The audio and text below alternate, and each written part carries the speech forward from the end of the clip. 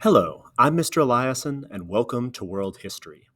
Today we're going to continue our survey of European imperialism by moving away from South Asia and over to East Asia. We're going to look at day one of two of the effect of European encroachment on the failing Qing dynasty and talk about some of the effects, the way the Chinese reacted to this, and why their reforms were not as effective as one would like. So let's dive in. And before we start, as always, whenever we talk about East Asia, my sincerest apologies for my inability to pronounce any names or words in Chinese. I do my best, and it's really not good. So keep that in mind. So we're going to look at the reasons for the decline of the Qing dynasty, which already started way back in Unit 2 when we were talking about Asia and the Qing dynasty, and especially the Qianlong Emperor. We're going to talk about Lin Zexu, the great Chinese hero, and his inability or his attempts to deal with British opium. And then we're going to look at the punitive Treaty of Nanjing and the way that this kicked off China's century of humiliation. So the Qing dynasty, as we talked about, is the final imperial dynasty of China. And at one point, they were really the economic center of the world. The Qing dynasty produced in massive quantities tons of incredibly valuable trade goods. You've got your tea, you've got your silk, you've got your porcelain, you've got sort of all of these products.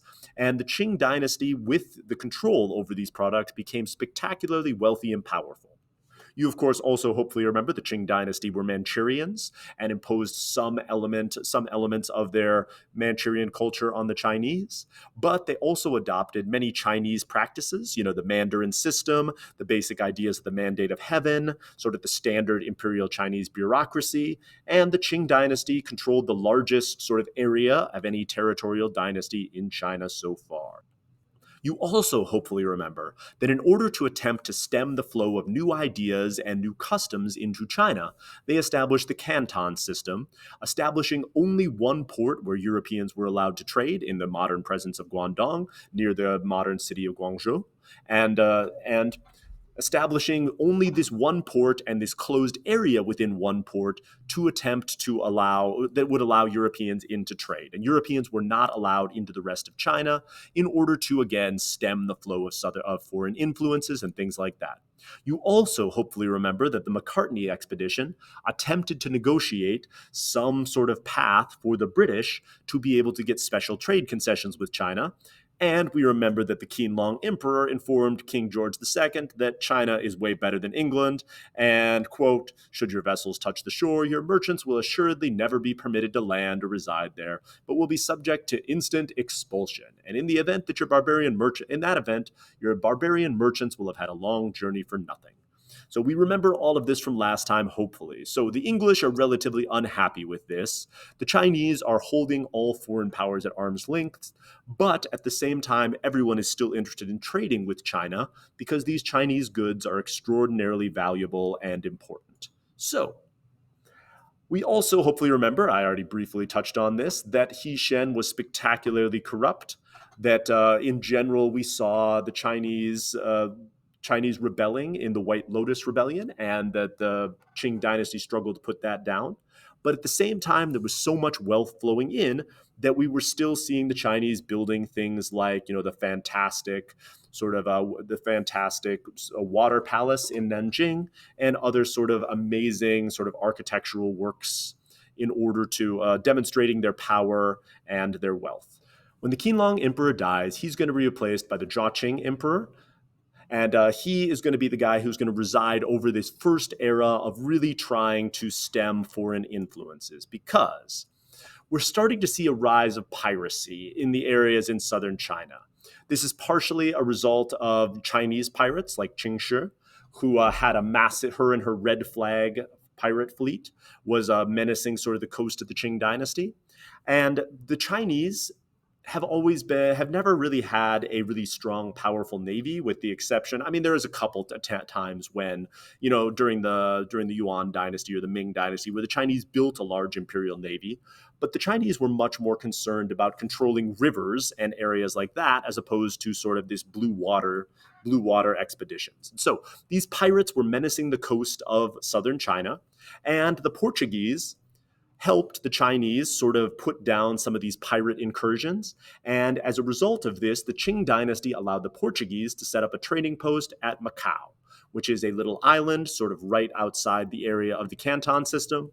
And this made the British spectacularly jealous because the British had been asking for a trading post like this for years, and the Qianlong Emperor had turned them down. And so the granting of sort of this territory to the Portuguese made the British look more intensely for a potential way to get some of the same treatment.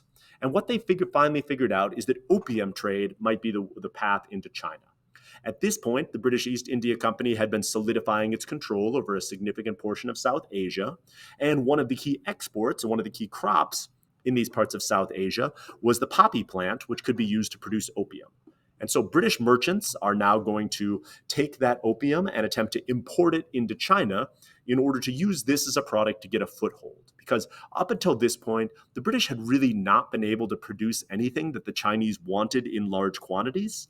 And so they had to mostly pay for their purchases in gold or silver, which the British didn't want to do because it was draining their treasury. And so they wanted to find some way to trade for Chinese products without having to just bring hard cash, and opium provided a way to do that.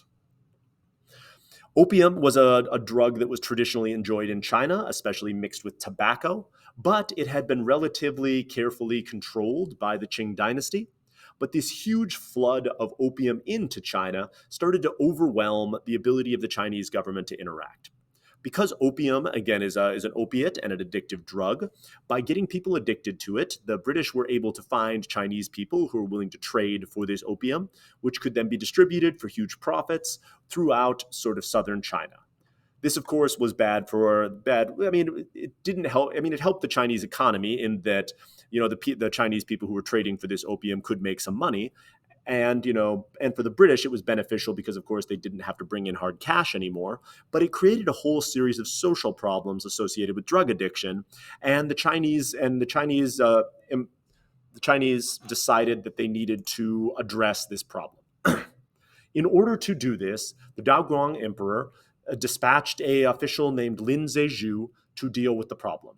I like Lin Zexu especially because, he's a hero in sort of southern China, but also there's an awesome bootlegged NES game called Lin Zexu's No Smoking, in which you play as sort of a deputy of Lin Zexu and go around like beating up foreigners and opium addicts.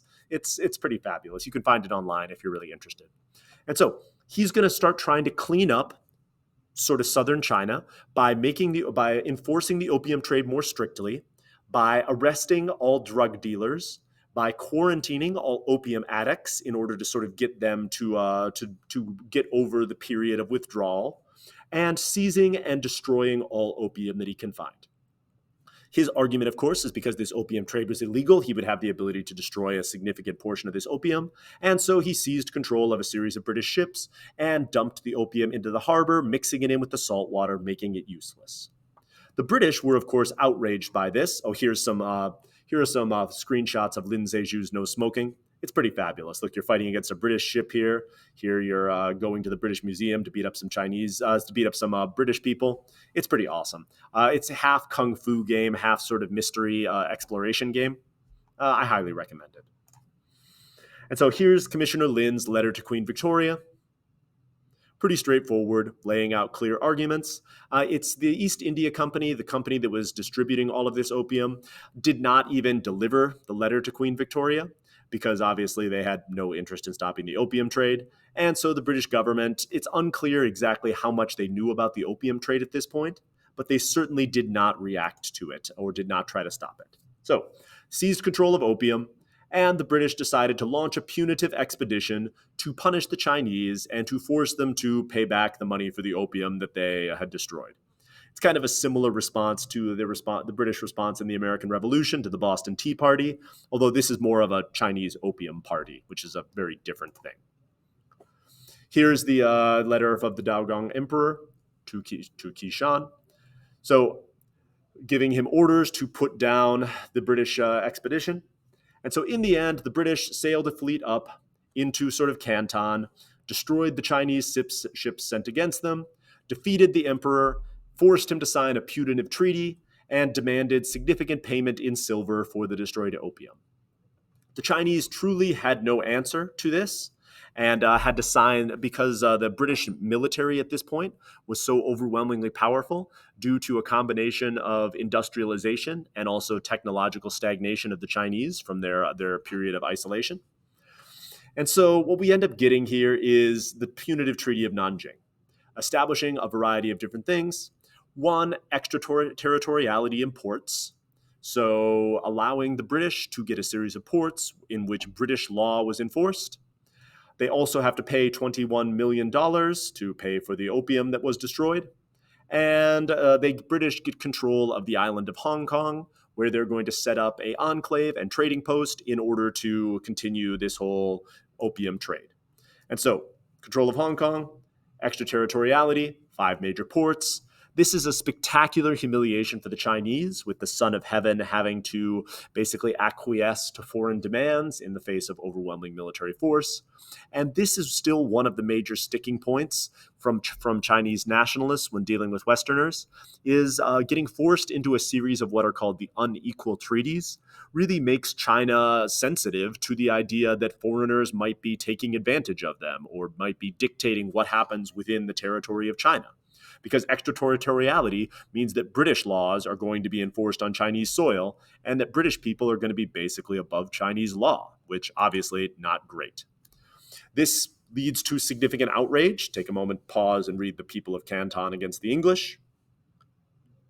But in the end, there's very little that the Chinese can do about this because, again, the East India Company has spectacular military superiority at this point, and they've got a whole host of ready customers in the opium addicts that they have helped to create. We also get Sir Robert Fortune's Great Tea Robbery. Sir Robert Fortune apparently went in disguise as a Chinese person, snuck into China, and stole a variety of different Chinese tea plants and tea production techniques. China had had a monopoly on tea production going all the way back to the early, Han dynasty and potentially before. And so stealing Chinese tea plants, because tea is, of course, all different types of tea came from originally the same plant, at least all, black teas. And it's really in the growing, the type of soil, and the processing that you get all the different types of tea that we know and love today. And so the Chinese had also very closely guarded the secret of tea, with there being sort of death penalties for anyone spreading or sharing the secret of tea production. And so Robert Fortune's theft of both tea plants and tea production techniques allow tea production to spread throughout South and Southeast Asia and also, to other places, and lead to a proliferation of tea, breaking the Chinese monopoly, and both providing the world with lots of awesome cheap tea, but economically spectacularly hurting the Qing dynasty. And so one of the great effects of the Treaty of Nanjing is it really allowed Robert Fortune to get in, steal tea from China, and then sort of spread it around Southeast Asia, again, hurting the Chinese economically. The Second Opium War was probably the more damaging one for China. It was started by what's called the Arrow Incident, where a British ship called the Arrow was attacked by a Chinese ship, and in probably a disproportionate response, England invaded, took over the city of Nanjing, stormed the Summer Palace, burned it to the ground, and forced the Chinese to sign a series of more punitive treaties, this one opening up even more Chinese ports. As an aside, the Chinese are attempting to rebuild the Summer Palace of Nanjing, and so again, I haven't seen any actual finished pictures of what it looks like, but if I find any, I'll include them in here. And parts of the destroyed palace were left as sort of a testament to what happens when foreigners get too much influence in China. So all of this led to the opening up of far more treaty ports, especially after the Second Opium War, some of the treaty ports not even being coastal, and the creation of foreign quarters within various parts of China. And so cities like Shanghai become sort of these international cities with concessions to foreign powers being sort of relatively common. And this is going to allow foreigners to move into China freely and to be able to more or less economically take advantage of Chinese resources and become relatively rich at the expense of the Qing dynasty. Many Chinese people, of course, also were willing to cooperate with these foreigners, both for access to new technology and wealth. But the effect on the Qing dynasty is pretty clear in that they're going to lose significant power, lose significant influence, and lose significant face. Honestly, they've lost a monopoly on force. China is being carved up into European spheres of influence, and much like the Mughal Empire in South Asia, the Qing dynasty is still ostensibly in control of all of China, but in reality, foreign powers are carving China up, and there's very little the Qing dynasty can do about it. And as we've learned multiple times in world history, when a government loses the monopoly or a preponderance of force, it's going to lead to a series of rebellions and problems. And so next time, we're going to dive into the rebellions that rocked China during this time period and the attempts by the Qing dynasty to reestablish control over their territory. But we'll leave it here for now, with China sort of at the nadir of its strength, with all of these punitive treaties carving up portions of China and opium trade continuing unabated. I'm Mr. Eliason, and thank you for listening.